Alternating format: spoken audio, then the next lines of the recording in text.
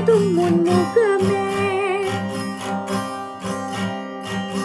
என்னை பற்றி எனக்கே தெரியாத பலவும் நீ அறிந்து நடப்பதை வியப்பேன்.